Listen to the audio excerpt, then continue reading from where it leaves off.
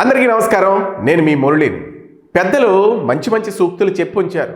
వాటిని తూచా తప్పకుండా మనం పాటిస్తే మన బ్రతుకు బాగుంటుంది అని. అందుకనే అప్పుడప్పుడు కొన్ని ఉదాహరణలుగా తీసుకుంటూ ఉంటాం ఆ మాటల్ని. ఎప్పుడైనా కొన్ని పనులు చేస్తున్నప్పుడు కూడా పెద్దలు ఆ మాటల్ని ఉదాహరిస్తూ ఉంటారు. అందులో ఒక మాట నేను చెప్తా. భోజనానికి ముందుండాలి, కొట్లాటకు వెనకాల ఉండాలి అని ఒక సామెత ఉంది. నిజమే కదా అది? కొట్లాటకి ప్రతి ఒక్కరూ మనల్ని ఉసుగొలుపుతూ ఉంటారు. అరే నువ్వు తోపురా, నువ్వు తురువురా, నువ్వు వాడిని కొట్టాలరా, నువ్వు వెళితే నువ్వే నెగ్గుతావురా, నువ్వు వాడిని మట్టి కరిపించేయాలరా, ఈ రేంజ్లో మనం మాట్లాడారని అనుకుందాం.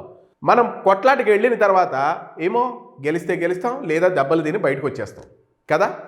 అలాగే భోజనానికి ముందు ఉండమని ఎందుకంటారంటే, భోజనానికి ముందు లేదనుకోండి భోజనాలు అయిపోతే. అందుకనే కడుపు ఆకలి కాబట్టి తొందరగా ముందుండి భోజనానికి మనం ఆకలి తీర్చుకుని వచ్చేయాలి. అదే ఎదుటి వాళ్ళకి హాని చేసేది, మనకి హాని కలిగే దాంట్లో ఎప్పుడూ వెనక్కి ఉండాలి. మరి ఈ సామెత అంబటి రాంబాబు గారికి తెలియదు అనుకుంటా. అందుకనే ప్రతిదానికి కాలు దువ్వుతూ ముందుకొచ్చారు. మీరు గమనించారో లేదో, ఈ అరెస్టుకు పూర్వం, అరెస్టుకు ముందు తను ఒక మాట కూడా అన్నారు. అరెస్ట్ చేస్తే అరెస్ట్ చేసుకోండి, నాకేం భయం లే, ఎన్నాళ్ళు బెయిల్ రాకపోయినా జైల్లో ఉంటా. మీకు రిఫరెన్స్ కోసం నేను ఆ వీడియో ప్లే చేస్తున్నాను, చూడండి. రాంబాబు గారిని వాళ్ళు అరెస్ట్ చేసింది అన్నారంట.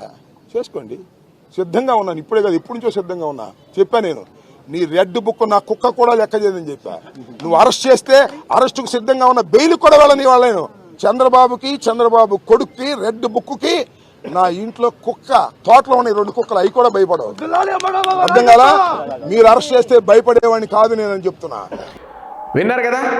అయితే మొదటిసారి కోర్టులో రిమాండ్ 14 రోజులకు వేసిన తర్వాత వెంటనే బెయిల్కి అప్లై చేశారు. మరలా వేరే కేసు, ఆ బెయిల్ వచ్చిన తర్వాత వేరే కోర్టులో వేరే స్టేషన్లో వేరే కేసు ఉంటే దానికి మరలా బెయిల్ కోసం, మరలా ఇంకొక బెయిల్ కోసం. ఎందుకు ఇది?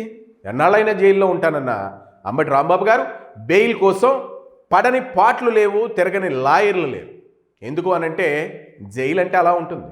సత్ప్రవర్తన కోసం మన న్యాయ వ్యవస్థ మన కోసం నిర్మించినటువంటి కారాగారం. ఎందుకు అనంటే ఎంతో అహంకారంతో, పరుషంతో, విభిన్నమైన శరీర ఆకృతితో, విభిన్నమైన అహంతో మనం వెళ్తాం. అక్కడ ఉన్నన్ని రోజులు జీవితం అంటే ఇదేనా, మన సత్ప్రవర్తనగా ఉంటే బాగుండు కదా అన్న ఫీలింగ్తో, సత్ప్రవర్తనతో మనం బయటకు వస్తాం. మరి అంబటి రాంబాబు గారికి 14 రోజులు లేదా 28 రోజులు, ఎన్ని రోజులు అయితే ఉన్నారో అన్ని రోజుల్లో తను పశ్చాత్తాపడుతూ రియలైజ్ అయ్యారో ఏంటో కానీ పాపం మొహంలో ఓ రకమైన పశ్చాత్తాపం. ఆ రోజు గుంటూరు కోర్టుకు వెళ్ళేటప్పుడు తగ్గేదేలే అని అన్నారు, కానీ అన్న తర్వాత పాపం తనలో ఒక రకమైన ఆలోచన సరళి మొదలైందట. అరే తొందరపడ్డామే, మనం ఇలా చేసి జైలుకు వచ్చాం తప్ప, జైలుకు వచ్చి పరామర్శించే వాళ్ళు తప్ప మన శిక్షణ ఎవరైనా, మనం ఇప్పుడు ఉన్నటువంటి ఈ బాధను ఎవరైనా పంచుకుంటారంటే ఎవరూ పంచుకోవటం లేదు. అలాగే మా కాపు సోదరులు కూడా నాకు సపోర్ట్ రావడం లేదు. అంటే నేను చేసింది తప్ప, చంద్రబాబు నాయుడు గారిని అలా అనకుండా ఉండాల్సింది, అలా అనే కదా నేను ఎంత దూరం వచ్చాను, ఇప్పుడు ఏంటి నా పరిస్థితి, ఇంకా 14 కేసులు ఉన్నాయి అని తనలో తాను మదన పడుతున్నట్టు తెలుస్తుంది. ముఖ్యంగా ఎవరైనా మేకపోతు గాంభీర్యాన్ని ప్రదర్శించవచ్చు, కానీ ఆ పైన కప్పుకున్న తోలు పులిదే అని తెలిసిపోయిన తర్వాత లోపల ఉన్నది మేకనే అర్థమైపోతుంది. అందుకనే ఏదైనా మాట్లాడినప్పుడు, పార్టీ గురించి మాట్లాడినప్పుడు, ప్రజాక్షేత్రం గురించి మాట్లాడినప్పుడు, పార్టీలో ఉన్నటువంటి భావాలను వ్యక్తపరిచినప్పుడు ఎప్పుడూ కూడా పరుష పదజాలంతో మాట్లాడకూడదు. మనకంటూ ఒక అధికారిక భాష ఉంది. ఆ భాషకి ఎన్నో వన్నెలున్నాయి. దానికి సంబంధించినటువంటి గ్రాంధికం ఉంది, లేదా దానికి అర్థం వచ్చేటటువంటి వినసంపైన మాటలున్నాయి. వీటన్నిటినీ పక్కన పెట్టి లంకారం భాషతో మనం మాట్లాడితే ఎప్పుడూ ఇదే గతి పడుతుంది. ముఖ్యంగా జైల్లో ఉన్నారే కానీ తను మదన పడుతున్నట్టే కనపడుతూ ఉంది. ఎందుకన్నాను, జగనన్న ఏదో మనల్ని ఉద్ధరిస్తాడని అనుకున్నాను. ఆ రోజు ఇంటికి వెళ్ళాడు, పలకరించాడు, యలహంక ప్యాలెస్కి వెళ్ళిపోయాడు. మళ్ళా సెంట్రల్ జైలుకి కూడా కనీసం వచ్చి పలకరించలేదు. ఆ నాయకుడు ఈ నాయకుడు వస్తున్నాడు తప్ప కనీసం వంశీని పలకరించడానికి వచ్చినట్టయినా జగను రాజమండ్రి సెంట్రల్ జైలుకి రాలేదు, పలకరించలేదు అన్న ఫీలింగ్లో తను ఉన్నట్టు కనపడుతున్నారు.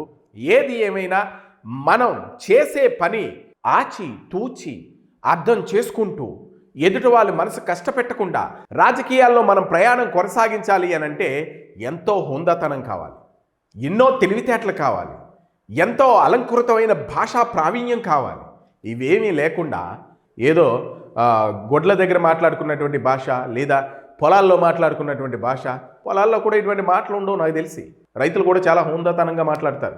కానీ అంతకన్నా దారుణమైన భాషను మాట్లాడుతూ ఇలా ఇటువంటి ప్రవర్తన చేస్తూ మరి దొరికిపోవడం అంటే అది కామన్ విషయం. ఇప్పుడు బయటపడాలి అని అనుకుంటే ఎలా కుదురుతుంది? ఎన్నో కేసులు ఉన్నాయి, 20కి పైగా కేసులు. ఈ 20కి పైగా కేసుల నుంచి బెయిల్ రావాలంటే చాలా కష్టమైన పని. ముఖ్యంగా అంబటి రాంబాబు గారు నా మీద ఉన్న కేసులన్నీ కొట్టేయాలి అని స్క్వాష్ పిటిషన్ కూడా వేశారు. అంటే మీకు గుర్తుందో లేదో, చంద్రబాబు నాయుడు గారిని జైల్లో పెట్టినప్పుడు ఆ కేసు ఏదైతే ఉందో ఆ కేసుకి నాకు సంబంధించింది కాదు, నేను అందులో నిర్దోషిని, నా మీద ఉన్నటువంటి కేసులను కొట్టేయండి అని క్వాష్ పిటిషన్ దాఖలు చేశారు. అదే ఇక్కడ అంబటి రాంబాబు గారు కూడా దాఖలు చేశారు. దాఖలు చేస్తే మరి కోర్టులు అంగీకరించాలి, అంగీకరించలేదు.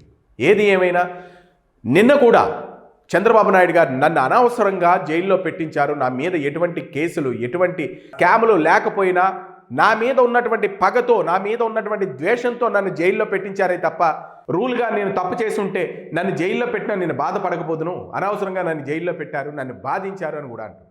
అలాగే తిరుమల తిరుపతి దేవస్థానం లడ్డు విషయం అది చాలా సున్నితమైంది. వెంకటేశ్వర స్వామితో నేను ఎప్పుడూ కూడా ఆటలాడను, ఆయన గురించి నాకు తెలుసు. అందుకనే నేను ఈ విషయాన్ని కూడా ఎప్పుడు ఎక్కడ ప్రస్తావించట్లేదు. మిగిలిన వాళ్ళే ప్రస్తావించుకుంటున్నారు, తవ్వుకుంటున్నారు. చట్టం పని చట్టం చేసుకు వెళ్ళిపోతుంది కదా అని నేను ఊరుకున్నాను, చూస్తూ ఊరుకుండిపోయాను. అంతేగాని నేను ఎక్కడ ప్రస్తావించట్లేదని చంద్రబాబు నాయుడు గారు చెప్తున్నారు. ఓకే, ఈ విషయం పక్కన పెడితే అంబటి రాంబాబు గారు నోటు దురుసుతనం వల్ల ఇప్పుడు అతను అనుభవిస్తున్నటువంటి ఈ శిక్ష, దీన్ని శిక్ష అంటారో లేదా రిమాండ్ అంటారో వాట్ ఎవర్, అది ఏదైతే ఉందో దాన్ని ఎవరైనా పంచుకుంటారా? జగన్ వచ్చి పంచుకుంటారా? లేదు. పోనీ సజ్జల రామకృష్ణారెడ్డి వచ్చి పంచుకుంటారా? లేదు. ఇంకా మిగిలిన నాయకులు ఎవరైనా పంచుకుంటారా? లేదు. ఎందుకు అనంటే పావులుగా మారిపోవడం రాజకీయంలో అంటే ఇదే. ఎప్పుడూ కూడా ప్రజాక్షేత్రం గురించి ప్రజల పాలన గురించి మెప్పులు పొంది ఉన్నత పదవులను అలంకరించాలి తప్ప ఎప్పుడు పరుష పదజాలంతో రాజకీయాలు చేస్తే ఇదే గతిపడుతుంది. చంద్రబాబు నాయుడు గారు లాంటి వ్యక్తిని అనేటప్పుడు 1-10 సార్లు ఆలోచించుకుని ఆచితూచి అడుగులు వేయాలి. అందులోనూ పోలీసు వ్యవస్థ మన రాజ్యాంగబద్ధంగా నిర్మించుకున్నటువంటి వ్యవస్థ, ఎంతో హుందాతనంగా ఉండేటువంటి వ్యవస్థ. అక్కడ ఏ పోలీస్ కనిపించినా సరే మన రోమాలు నిక్కబుడుచుకుంటాయి. నిజంగా అరే నాకు అటువంటి ఉద్యోగం వస్తే ఎంత బాగుండు, చక్కగా కాకి డ్రెస్ వేసుకుందాం, ఆ పోలీస్ అవ్వాలంటే మనకి ఏ అర్హతలు ఉండాలి అని ఎంతో హోందాతనమైన గౌరవప్రదమైనటువంటి ఉద్యోగాలవి. వాళ్ళు మనల్ని రక్షిస్తూ ఉంటారు. నిరంతరం సెలవులు ఉండవు వాళ్ళకి, ఎప్పుడు కూడా కష్టాలను అనుభవిస్తూ ఉంటారు. వాళ్ళకి ఈరోజు సెలవు కావాలి అని అనుకుంటే దొరికితే దొరకవచ్చు, దొరకకపోతే దొరకవచ్చు. అది ఎమర్జెన్సీ డ్యూటీ. ఎప్పుడు ఎలా ఏ రాత్రి ఎక్కడ ఎలా ఉన్నా వాళ్ళు డ్యూటీ చేయాల్సిందే. అటువంటి పోలీసులను కూడా దుర్భాషలు ఆడుతూ మరి అంబటి గారు ప్రవర్తించినటువంటి తీరు చూస్తే మనకి అసలు మాటలు రావు. ఎందుకు అనంటే పోలీసు వ్యవస్థని తిట్టాలి అని అనుకుంటే మనకి ఏ అధికారం ఉంది తిట్టడానికి? ప్రజాక్షేత్రంలో ప్రజల కోసం ప్రజలు ఎన్నుకోబడ్డటువంటి నాయకుడివి నువ్వు. ఆ నాయకుడివి ప్రజలకు ఏ విధంగా సేవ చేయాలన్న దాని మీద నువ్వు దృష్టి పెట్టాలి తప్ప పోలీసులను తిట్టడం, వాడు వీడు అని సంబోధించడం, ఏకవచనంతో మాట్లాడడం ఇది కరెక్ట్ అయిన పద్ధతి కాదు. ఇప్పటికైనా మార్పులు రావాలి, నాయకుల్లో మార్పులు రావాలి, రాజకీయాల్లో మార్పులు రావాలి. ఇవి వస్తేనే నేటి సమాజానికి మనం మరింత మంచిని అందివ్వగలుగుతాం. వచ్చే తరానికి మనం ఏం అప్పచెప్పాలనుకుంటున్నాం, ఎటువంటి రాజకీయ వ్యవస్థను అప్పచెప్పాలనుకుంటున్నాం, ఎటువంటి నాయకులను అప్పచెప్పాలనుకుంటున్నాం చూస్తున్నారు, ప్రతిదీ చూస్తున్నారు. ఇన్నాళ్ళు శాసనసభ సమావేశాలు టీవీలో రావాలంటే 7 గంటలకు వార్తలు వచ్చినప్పుడు దూరదర్శన్లో వచ్చేవి. అంటే ఎవరైనా చూడాలి అని అనుకుంటే 7 గంటలకు వార్తలు వచ్చినప్పుడు తెలుగు వార్తలు చూసినప్పుడే ఆ శాసనసభ సమావేశాలు చూసేవారు. ఇప్పుడు సోషల్ మీడియా ఎక్కువైపోయింది. ప్రతి ఒక్కరి చేతిలో ఫోన్ ఉంటుంది. ఎప్పుడు ఎక్కడ ఎలాగైనా చూడొచ్చు. శాసనసభలో ఏం మాట్లాడుకున్నారు, పార్లమెంట్లో ఏం మాట్లాడుకున్నారు, రాజ్యసభలో ఏం మాట్లాడుకున్నారు.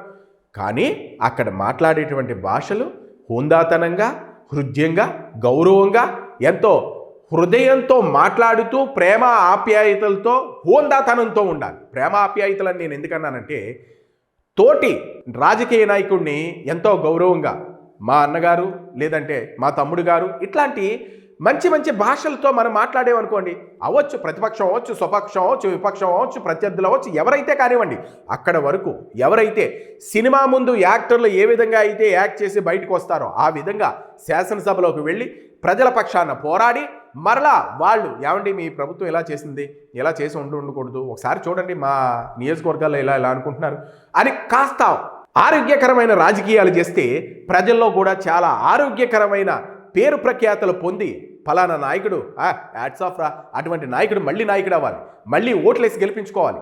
హుందాతనమైన మాట తీరు ఉంటే ఎప్పుడు రాజులే మీరు. ఎప్పుడు కూడా రాజే. గెలిచినా రాజే, ఓడిపోయినా రాజే. రేపొద్దున ఓడిపోతే అయ్యో అటువంటి నాయకుని గెలిపించుకోలేకపోయా, ఎక్కడో తప్పు జరిగిందిరా అని సదరు ఓటర్ అనుకుంటాడు. అదే ఓడిపోయినా మనం ఇప్పుడు మాట్లాడిన లంకారం భాషలో ఓడిపోయామనుకో, భలే జరిగిందిరా ఆడి మళ్ళీ ఎక్కనకూడదురా అన్న ఫీలింగ్ వస్తుంది. అందుకనే మాట్లాడేటప్పుడు ఇప్పుడు హోందాతనంగా మాట్లాడాలి, రాజకీయాలు హోందాతనంగా చేయాలి. తీరా దెబ్బ పడిపోయిన తర్వాత ఆ దెబ్బ తీసుకోవడం చాలా కష్టం. మనసులు బాధపడిన తర్వాత ఆ మనసును మళ్ళీ బాగు చేసి మళ్ళా మామూలు యథాస్థితికి తీసుకురావాలంటే చాలా కష్టం. ఇప్పుడు మీరు చేసింది అదే. చంద్రబాబు నాయుడు గారిని లంకారం భాషతో మాట్లాడి ఇప్పుడు మీరు 20 కేసుల్లో ఒక కేసు అయిపోతే ఇంకొక కేసు బెయిల్ దొరికితే ఇంకొక కేసు మళ్ళీ రిమాండ్కి వస్తే మళ్ళీ బెయిల్ దొరికితే మళ్ళీ రిమాండ్కి వస్తే ఎంతకాలం ఇది? మీ మనసులో మీకు అనిపిస్తుంది. అంబటి రాంబాబు మనసులో మొదట పడుతున్నాడు, చంద్రబాబు నాయుడు గారు తప్పు చేశాను, అరే నేను ఇలా అనకుండా ఉండాల్సింది, ఏదో ఫ్లోలో జరిగింది. పాపం అతను రియలైజ్ అయ్యారు. ఎందుకు అనంటే వెంటనే ప్రెస్ మీట్ పెట్టి నేను అలా అని ఉండకుండా ఉండాల్సింది, నా అంతరాత్మ నాకు చెప్పేస్తుంది, నేను అందుకనే సారీ చెప్తున్నానని అన్నారు. కానీ తప్పు జరిగిపోయిందన్న పశ్చాత్తాపంతో చెప్పలా. అలా చెప్తే మరో విధంగా ఉండునేమో. అంటే మీరు ఇది అలా అన్నందుకే మీరు కక్షపూరితంగా పెట్టించారని అంటే కాదు. చట్టం పని చట్టం చేసుకుపోతూ ఉంటుంది. దానికి ఎవరైనా చట్టానికి అతీతులు ఎవరూ లేరు. చట్టానికి లోబడే ఉండాలి ప్రతి ఒక్కరు. అవి మనం చేసుకున్నటువంటి నిర్ణయాలు, మన రాజ్యాంగం ఇచ్చినటువంటి నిర్ణయం, మన రాజ్యాంగంలో మనకు వెసులుబాటు కల్పించినటువంటి కొన్ని సందర్భాలు, వాటన్నిటిని మనం గౌరవించుకుంటూ ముందుకెళ్తేనే రేపు సమాజానికి మనం ఎప్పుడూ కూడా ధైర్యంగా సమాజంలో ముందుకెళ్ళడానికి ఉంటుంది. వచ్చే తరానికి ధైర్యంగా మనం అప్పచెప్పడానికి ఉంటుంది. ఏది ఏమైనా అంబటి రాంబాబు గారు అంతా అయిపోయిన తర్వాత, అంటే చేతులు కాలిన తర్వాత ఆకులు పట్టుకున్నట్టు అంతా అయిపోయిన తర్వాత పశ్చాత్తాపం పడినా సుఖం లేదు. ఎందుకోనంటే చట్టం పని చట్టం చేసుకుని వెళ్ళిపోతుంది. ఆల్రెడీ చంద్రబాబు నాయుడు గారు నేను తప్పు చేశాను, ఇది ఇలా ఉందేంటి అని అనడానికి ఆత్మాభిమానం దెబ్బొస్తుంది. ఆత్మాభిమానం చెప్పనివ్వదు, మనసులో ఉంటుంది. ఆత్మాభిమానం ఏంటంటే బయట ఎవరైనా ఏమన్నా అనుకుంటారేమో, కార్యకర్తలు చీఫ్గా చూస్తారేమో, అలాగే కూటమి వాళ్ళందరూ కూడా మనల్ని శుభ్రంగా ఏకేస్తారేమో, అరే మనల్ని వైరల్ చేసేస్తారేమో అన్నది లోపల ఉంటుంది. తప్పు అంటే చేసేసాం, కానీ రియలైజ్ అవ్వాలనంటే అది కూడా మరొక పెద్ద యజ్ఞం లాంటిది. తప్పు ఒప్పుకోవాలి అని అనుకుంటే ఎన్నో అడ్డంకులు. జగన్ అన్న ఉన్నాడు, పార్టీ ఉంది, పార్టీ తర్వాత కార్యకర్తలు ఉన్నారు, ఇలా ఎన్నో ఉంటాయి.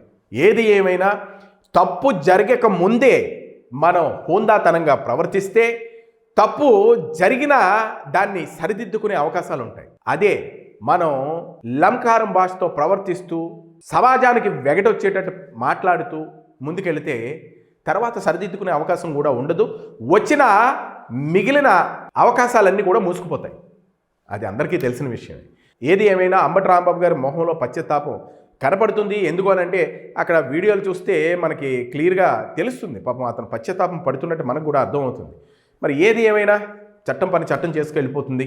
మరి భవిష్యత్తులో కూడా మరి చట్టానికి అతీతులం ఎవరూ కావం కాబట్టి చట్టానికి లోబడే నడుచుకోవాలి. హోందాతనంగా రాజకీయాలు చేయాలి, హోందాతనంగా ప్రవర్తించాలి. మరి నేటి సమాజానికి అలాగే రేపటి సమాజానికి గౌరవ ప్రతినిధులుగా, గౌరవ అతిథులుగా మనం ఉండాలి అని అనుకుంటే ఎప్పుడూ కూడా ఆరోగ్యకరమైన రాజకీయాలు చేయాలి. మరి దీని మీద మీ అభిప్రాయాలను కామెంట్ రూపంలో తెలియజేయండి, లైక్ చేయండి, షేర్ చేయండి. Thank you.